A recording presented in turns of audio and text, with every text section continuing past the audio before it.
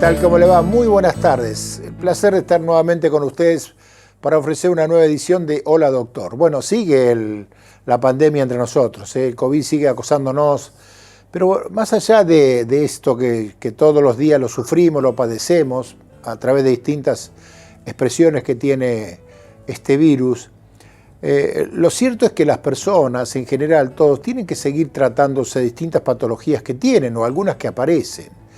Y en esto de los tratamientos, lo importante son a veces los diagnósticos. Y en esto de los diagnósticos, lo importante es que día a día va apareciendo nueva tecnología. De eso vamos a hablar con el cardiólogo intervencionista Pablo García Pacho. Pablo, ¿cómo te va? Buenas tardes.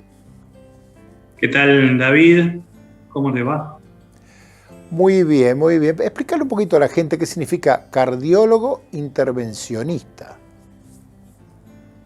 Bien, sí, David, los cardiólogos intervencionistas somos los que hacemos el famoso cateterismo, que es el estudio diagnóstico, de las enfermedades coronarias, las enfermedades arteriales, a través de catéteres, y que también realizamos procedimientos de terapéutica en forma endovascular.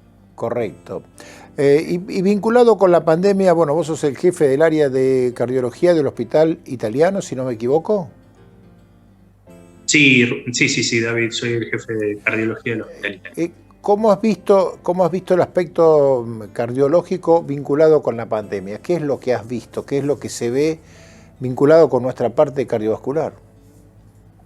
Bueno, en una primera etapa, en el momento que comenzó el aislamiento hace un año, vimos la reducción de consultas en forma ambulatoria, en los consultorios externos.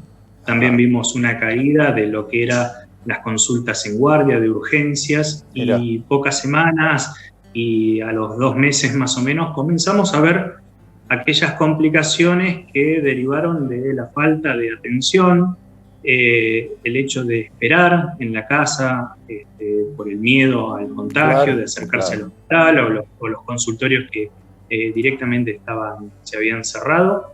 Entonces empezamos a ver esa parte en la cual pacientes nuestros de consultorios con controles habituales comenzaban a caer en forma urgente de urgencia al hospital. Nosotros, particularmente a mí me compete, que es el Hospital Italiano, nosotros tuvimos que hacer un gran esfuerzo y salir a hacer una unidad coronaria, separarla de la terapia intensiva, o sea, la necesidad de camas de cuidados críticos realmente fue muy, muy necesario y bueno, se tuvo que realizar eso. Claro, sí. Es decir, aquel que no fue en su momento, por ahí después tuvo que caer con un agravamiento a lo mejor de su situación. Exactamente, agravamientos que realmente hacía rato que no veíamos complicaciones dadas por el hecho de la falta de atención, la falta del acceso a la salud, de llegar a la consulta. Fue básicamente eso. Ahora, bueno, en este momento ya es diferente, podemos estar en contacto con nuestros pacientes, eso se ha permitido, bueno, ya hace varios meses y ha alivianado. Pero bueno, estamos viendo en este momento, el momento de la ola, mucha cantidad de pacientes que ingresan con cuadros cardiológicos derivados de las complicaciones del COVID. Entonces, arritmias que antes las veíamos habitualmente por cuadros de progresión de enfermedad o algunas otras, aparecen ahora asociadas a COVID. No siempre diagnosticado el COVID. Tal cual, muchos de los pacientes que ingresamos nosotros, por eso nosotros tenemos 2 partes en la unidad coronaria, una parte que es más que nada para la parte de aislamiento de los ingresos, en los cuales se los hisopa, y una vez que son negativos se los transfiere a una zona de estéril que le llamamos, porque muchos de los cuadros coronarios cardiológicos, las descompensaciones de insuficiencia cardíaca, vienen en relación al COVID, que muchas veces pasan en forma asintomática los síntomas habituales de COVID y terminan desencadenando una insuficiencia cardíaca que estaba solapada. Pasemos a lo Esos son los cuadros que hemos estado viendo. Sí. Pasemos a la parte tecnológica de la cual anticipamos. ¿Me hablas de aparatología nueva que existe ahí en Innova? Mirá, David, estamos muy contentos. Pudimos lograr, bueno, en este año de pandemia, en las cuales las inversiones han desaparecido, el grupo de Innova ha hecho un gran esfuerzo para adquirir un tomógrafo multislice de 128 pistas. Es un tomógrafo de última generación con software muy, muy especializado, sobre todo en la parte cardiovascular, que es lo que siempre hizo hincapié Innova. El comienzo de Innova fue básicamente dedicado a lo cardiovascular, después se extendió al resto de las especialidades. Entonces, en este momento, luego de 10 años de estar trabajando en Innova, con un tomógrafo con el que iniciamos, adquirimos y realmente estamos muy, muy felices con las prestaciones que tiene el equipo. ¿Y qué es lo que permite a diferencia de los otros? Mirá, sobre todo la calidad de imagen es superior, pero sobre todo el hecho de poder hacer estudios con menor radiación para llegar a lograr los parámetros internacionales, de bajar las dosis de radiación en los estudios diagnósticos, y también de materiales de contraste. Nosotros utilizamos habitualmente el yodo y podemos utilizar menos yodo. Y este equipo lo que tiene son software o protocolos de reconstrucción, de análisis, que nos permiten mejorar mucho la imagen con pequeñas radiaciones. Bajas dosis de radiación en un equipo convencional lo que hace es ver una imagen muy, muy fea, muy distorsionada, y lo que hace el equipo, los algoritmos de reconstrucción, poder afinar, mejorar todo lo que son los bordes de las arterias, las enfermedades, las obstrucciones coronarias, y eso lo mejora muchísimo. ¿Esto evita el cateterismo o es otra cosa? Mirá, en los últimos años la tomografía, la angiotomografía coronaria ha venido a suplantar a la coronariografía en algún grupo de pacientes. Correcto. Son los pacientes de bajo riesgo a riesgo intermedio de enfermedad coronaria. Somos los que creemos que el paciente tiene mayor probabilidad de tener enfermedad coronaria no significativa, o sea que no tenga obstrucciones significativas.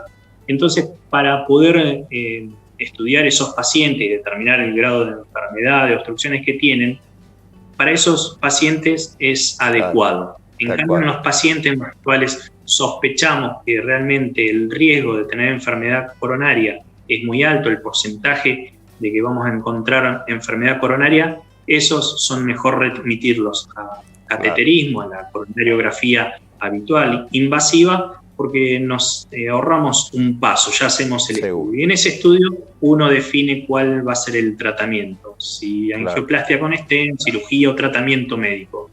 Y básicamente lo que hace el cateterismo, sobre todo, es para los pacientes de mayor riesgo que están cursando un infarto, que están con síndromes coronarios agudos.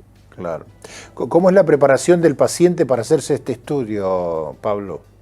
Bueno, para hacer la tomografía, nosotros lo fundamental y que todavía sigue, a pesar de tener este equipo, necesitamos tener la frecuencia cardíaca lo más baja posible. Cosa que el corazón esté lo más lento posible, porque lo que hacemos es sacar fotos. Yo siempre hago la analogía con el sacar fotos en un auto.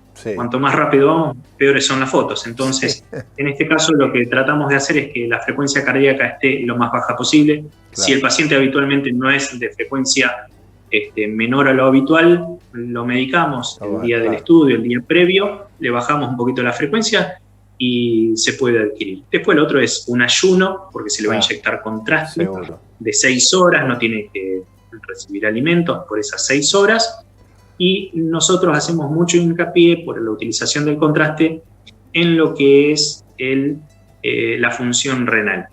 El yodo que utilizamos se elimina por riñones, entonces siempre en todos los pacientes valoramos la función renal para saber que el riñón está filtrando bien. Y tomar mucha agua después. Y después, exactamente, tomar mucha agua para eliminar el contraste. El estudio es rápido, David. ¿Cuánto dura? Son 12 segundos, 12 segundos nada. de estudio. Es muy, muy poco. Es como un flash. Es muy rápido. Como un flash. Exactamente. La velocidad que tiene el equipo, el tomógrafo, es muy rápida. Es muy rápida. Qué nota. Ahí ven todo, prácticamente ven todo en un ratito. Después lo analizan, obvio.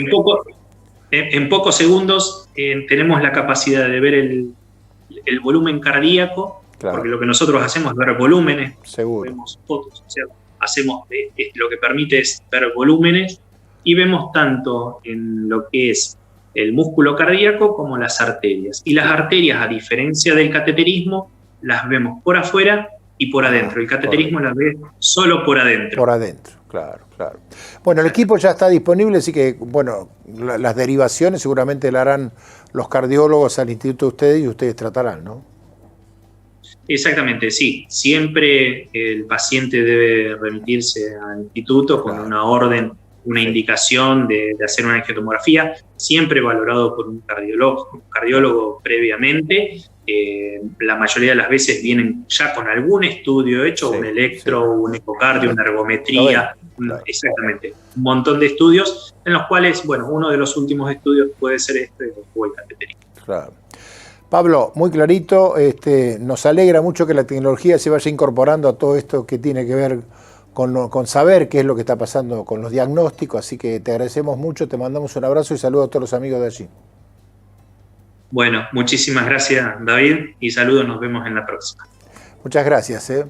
El doctor Pablo García Pacho de Innova dando detalles de esta tecnología que se ha incorporado.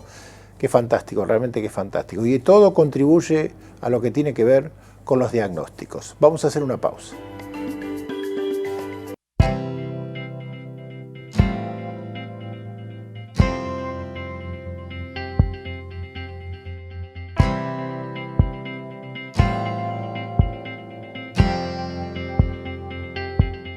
IRREDIM, Centro Reumatológico. Nueva dirección, Undiano 10, teléfono 455-8214. Osrga y Amsterdam Salud unidos para ofrecer los mejores planes de salud a sus beneficiarios. Hospital Italiano Regional del Sur, más de medio siglo atendiendo la salud de la gente de Bahía Blanca y la región. En el Hospital Privado Dr. Raúl Matera te brindamos mucho más que buena salud. 9 de julio 445, 455-8880. Seguí manteniendo la distancia social. Seguí lavándote las manos y usando alcohol en gel. Municipio de Bahía Blanca.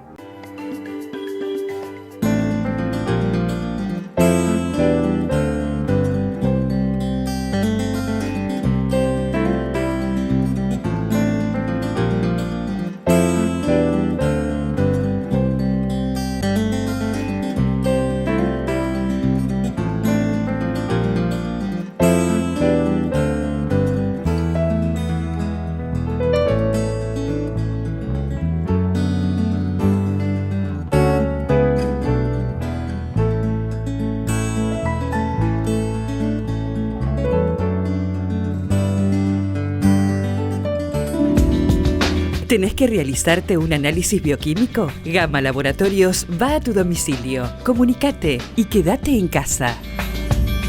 Centro de Diagnóstico por Imágenes Alem.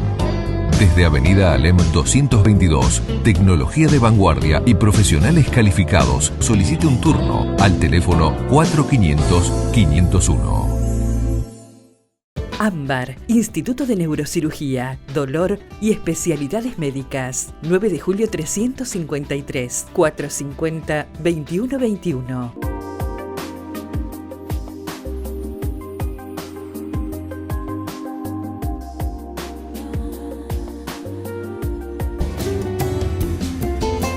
Segunda parte de Hola Doctor, vamos a hablar ahora con el reumatólogo Esteban Castel. Esteban, ¿cómo te va? Buenas tardes, ¿cómo andás?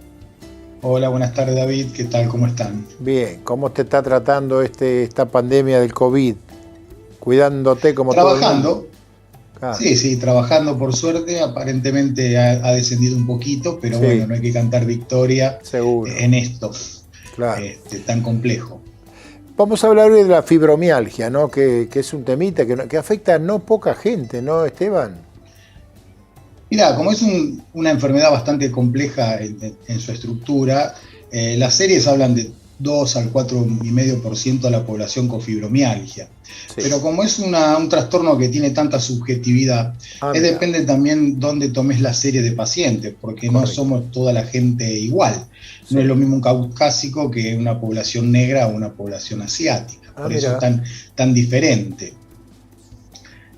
La fibromialgia es un trastorno, es una enfermedad que afecta prácticamente el sistema musculoesquelético con dolores musculares, con trastornos asociados, de los cuales las más frecuentes son trastornos del sueño, cefaleas, hormigueo en las manos, o sea, todo un sinfín de síntomas asociados que permiten hacer el diagnóstico. Claro, y no te producen deformaciones como otro tipo de enfermedades reumatológicas, no. No produce deformaciones, porque el mecanismo es diferente. Es más, todavía bien, se han estudiado muchísimos causales, muchísimos disparadores, todos los posibles neurotransmisores que la puedan desencadenar, pero hasta ahora no hay nada cierto.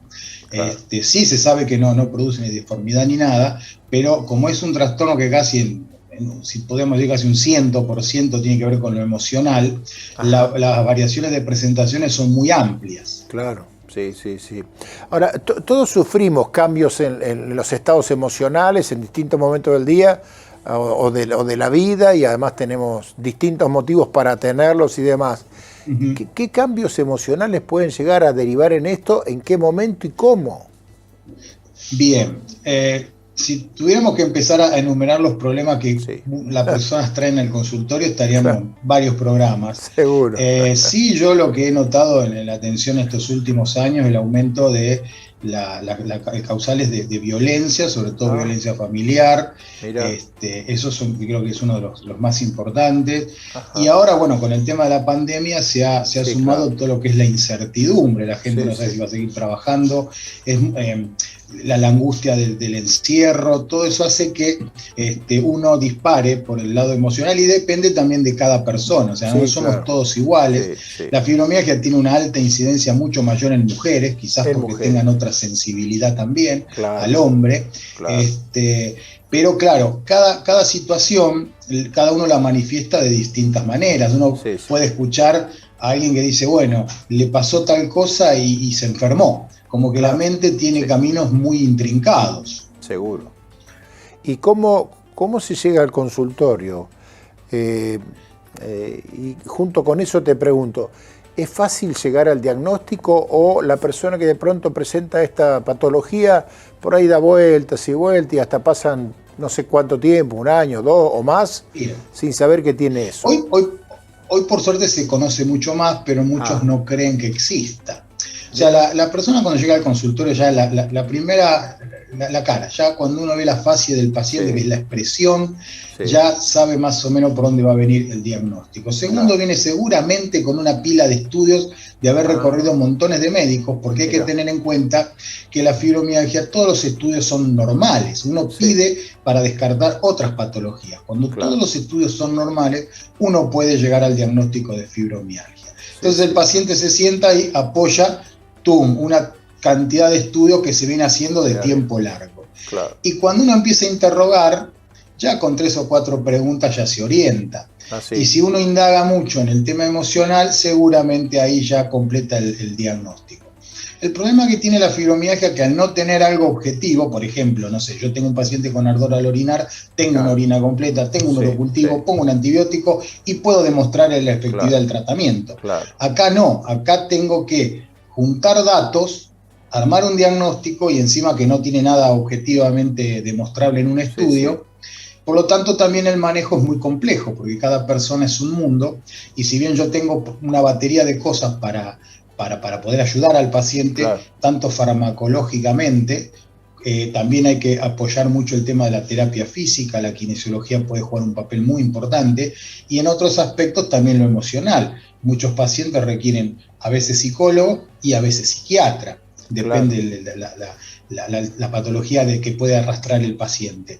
Claro. Y con todo eso uno puede plantear un esquema de trabajo y muchas veces, a veces puede ser hasta frustrante porque el paciente no mejora, entonces se angustia más, eso todo es como un feedback que va generando más dolor, más angustia y eso no nos favorece mucho en el manejo del paciente. Y encima muchas veces que le dicen, vos tenés dolor porque tenés dolor o no te creo, entonces eso genera más angustia. Sí. Siempre vivís quejándote, ¿viste? Y sí pasa eso, ¿no? Por ahí uno no le cree. Ahora la pregunta es, vos hablabas de estados de ánimos. Si mejora el estado de ánimo, ¿la enfermedad desaparece o se atenúa? ¿O esa enfermedad ya no desaparece más? Es muy variable y es muy difícil esa respuesta porque hay que ver, ejemplo, hay pacientes que por ahí vienen con un arrastre de una situación de abuso en la infancia. Claro, y eso, por ejemplo, es complejo. O sea, eso no se va a ir nunca, se puede atenuar. Ya que el paciente sepa lo que tiene, ya por ahí un poco la angustia baja, porque bueno, no sabemos lo que tenés, es también angustia. Sabiendo lo que el paciente tiene, ya sabe con qué herramientas puede luchar. Pero muchas veces, yo creo que sí, cuando uno logra superar el problema, obviamente la mejoría va a ser muchísimo más importante. Pero tengamos en cuenta que son pacientes con un umbral del dolor diferente y tengamos en cuenta también con qué problema nos encontramos, porque a veces pueden ser de situación, no sé, un trastorno de pareja, puede tener una terapia de pareja y resolver, pero con problemas que uno viene arrastrando de muchos años es difícil, es un hueso difícil de roer ahí, luchar contra eso. Tal cual. Vos me hablas de dolor. ¿Dolor dónde? Es decir, porque tenemos tantas partes en el cuerpo. Claro, exactamente. Bueno, cuando vos calculás que la fibromialgia, la primera vez que se empezó a hablar de este tipo de dolor fue en el 1670. Pero recién ya en la década del 90 empezaron a establecer como enfermedad. Y se empezó a hablar de criterios. O sea, nosotros en la medicina siempre tenemos criterios. Cuando vos sumás tantos criterios, uno puede tener un diagnóstico. La fibromialgia habla de puntos dolorosos, puntos que uno presiona, que están en lo que es columna cervical, columna lumbar, la zona del esternón, la cara anterior del brazo, donde se inserta el bíceps, puede estar en las caderas, en las rodillas. Entonces cuando uno suma los puntos dolorosos ejerciendo determinada presión y genera ese dolor y lo asocia a otro tipo de trastornos psicosomáticos, por ejemplo cefalea, hormigueos en las manos, mareos, zumbidos en los oídos, trastornos del sueño, cambios de humor, todo eso puede hacer que nosotros englobemos todo y hagamos el diagnóstico. Pero ya, como te explicaba al principio, el paciente entra al consultorio y ya tiene esa facie de dolor, esa cara de angustia, de dolor, de estar cansado de ir de médico en médico y por ahí no tener una respuesta. Claro. Algo me has dicho, pero ¿cómo fue esto de aquellos pacientes que tenían fibromialgia y el tema del COVID? Porque por ahí, viste, vos con el tema de tengo miedo de ir al consultorio, tengo miedo de salir y demás, por ahí se agrava por el tema emocional y por otro lado no concurre a ser severo al tratamiento o a ver al especialista. Exacto, es complicado porque es verdad que seguramente por ahí este tipo de pacientes son los más temerosos. Entonces por ahí no llegan al consultorio.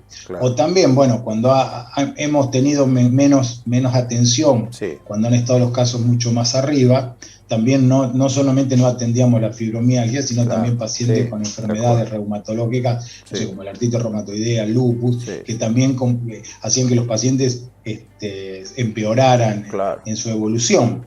Entonces es todo como un círculo vicioso que genera más dolor, más angustia y más temor, porque siempre el tema es el temor a qué va a pasar, un temor que no aguanto más el dolor, qué va a pasar conmigo. Todas esas preguntas que se va haciendo el paciente son las que tenemos que responder, no solamente los médicos, sino también aquellos que hacen por toda parte salud mental, que por ahí también ayudan mucho. No solamente escuchándolo y algunos pacientes llegando a medicación también para ese tipo de situaciones. Le podemos dar una cuota de esperanza igual a los pacientes con fibromialgia, ¿no? Sí. Obviamente. Yo creo que lo primero que hay que hacer es escucharlo, lo primero que hay que demostrarle interés en resolver el problema, buscar actividades que lo hagan sentir bien. O sea, esta enfermedad se nutre de la angustia, del temor, o sea, se nutre de lo negativo. Si uno logra buscar una actividad física que el paciente se sienta cómodo, cuando logre pasar esta pandemia y podemos volver a agruparnos, una actividad que haga que los sábados se junten a tomar mate la misma gente, entonces puede charlar de otra cosa, estar en otro grupo, hacer hobbies. O sea, la idea es tratar de salir del círculo en el que está, ayudarlo con la terapia física, enseñarle ejercicios que pueda hacer el paciente como para mejorar su dolor, y bueno, también está la farmacología para ayudarlo, pero bueno, uno tiene que tratar de buscar el camino para que el paciente se sienta mejor y escucharlo. Yo creo que la primera etapa que un paciente ya se siente escuchado y que alguien se preocupa por su salud hace que ya el primer paso esté dado. Por supuesto, después hay un montón de variables que se van a ir abriendo, pero ya que el paciente se sienta contenido ya es un gran avance. Seguro. Esteban, muy clarito, vamos a ampliar este tema más adelante, te agradezco muchísimo, ojalá que la gente se haya informado como corresponde, te mando un gran abrazo. Igualmente para ustedes, siempre dispuesto a explicar y a contar un poco lo que pasa en la reumatología. Por supuesto que sí. El doctor Esteban Castel, como todos los demás profesionales que participan aquí, va a recibir un presente de Brix que está ahí en Roca 97. Nosotros nos vamos a reencontrar exactamente en 7 días. Muchas gracias.